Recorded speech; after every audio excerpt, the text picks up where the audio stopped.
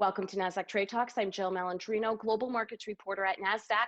The Nasdaq 100 began 2020 with an initial 11.5% rally to the February 19 high at 97.36. As many know, the uncertainty of the pandemic resulted in a 30.5% market sell-off into March 23rd. Yet at this level, value buyers focused on today's modern-day industrials with category-defining companies on the forefront of innovation: Apple, Microsoft, Alphabet, Intel, Facebook, Amgen, Starbucks, and Tesla to go on a buying spree, fueling a 65% gain as of August 10th. With these large index price swings, what if hindsight and present trading data for NDX large cap growth stocks could be of use now, maybe by helping us better understand what to expect in the future? Joining me to discuss is Dan Carrigan, Nasdaq AVP of Strategy, and Scott Nations, President of Nasdaq Indexes. And Dan, how could an investor determine whether markets are normal or are excessively volatile? Well, Jill, volatility is a part of every market, especially it's been the theme of the public equities market so far in 2020. Today, Nasdaq presents a new way of looking at volatility for retail and institutional investors with the Nasdaq-100 Volatility Index, ticker symbol VOLQ. Now, you're aware, for years there have been volatility products available for trading, cash-settled index options, and futures, and they've become more prominent over the last decade. Well, these products provide investors with tools to manage portfolio volatility risk. Now, a common way to observe volatility is with an index, one which tracks the implied volatility of an underlying equity index by using exchange-listed options prices. Now, of course, we know many investors chart price movements and they calculate investment returns, but we think helpful to complete that investment picture with a new asset volatility tracker. So we created VOLQ in partnership with Nations Indexes. Scott, volatility is not easy for many to grasp. So what is your methodology and why does it make sense for retail and institutional investors? Yeah, it's a wonderful question, Jill. When we talk about implied volatility, we talk about the expected volatility over the near future that's implied by the option prices that we can all see trading. And VOLQ looks at that differently than some other products because we know that option traders are most focused on at-the-money options. When a trader sits back down at a trading desk today, or in the old days when I used to walk back into a pit, they would want to know what the at-the-money options were doing, what the at-the-money implied volatility was doing. What do we mean by at-the-money? We mean those options that have strike prices very close to where the underlying asset is trading. Those are the most important options for investors and hedgers. They give the most information about what's likely to happen in the near future. And so that's why VOLQ uses at-the-money options.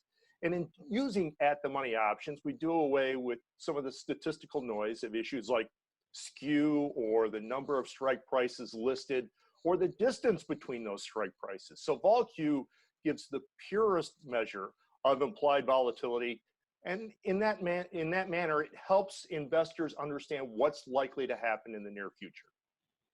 Dan, is VOLQ for retail and institutional investors? Well, that's the best part of the VOLQ story. It covers both. So let's just break it down. For retail, VOLQ makes it easy to understand where volatility performance gains or losses originate. And it's exactly what Scott just said. When you use at-the-money options, it removes all these variance issues like skew and deep out-of-the-money options. But that's kind of the technical stuff. Let's just talk in normal speak. If VOLQ is up 5 points today, then all 5 points are attributable to at-the-money volatility. You know precisely what you get. There's no guesswork. Now, for institutions, VOLQ presents a new and innovative benchmark against which volatility strategies can be measured. Pension endowment funds now have an ability to measure large cap growth volatility with the ticker symbol VOLQ. And Scott, let's take it to the next level for true vol investors.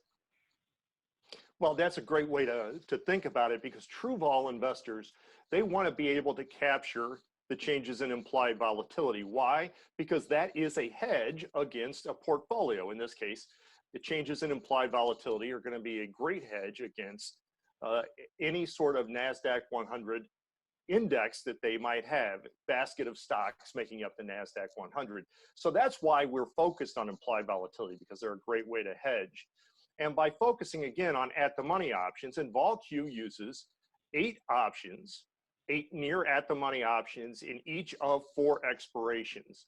Then we get the best view of really what's going on in at-the-money implied volatility. Again, these are the options that are most important to practitioners, hedgers, and investors. And as Dan pointed out, you don't want to have your implied volatility index be overweight, way out of the money puts. And that is sometimes the case because those aren't really impactful as far as most investors are concerned. Now, VOLQ is expressed as an annual percentage. Implied volatility is an annual percentage. And when VOLQ increases, that means the price of all options that make up VOLQ are increasing, both puts and calls. It means that we have more uncertainty over the next 30 days. And so investors are willing to pay more for those options. And that's the way that real volatility investors can think about VOLQ. Dan, what are the plans for tradable indexes? Well, we are very proud to have announced today that pending all regulatory approvals, cash-settled VOLQ futures will launch on CME on Monday, October 5th.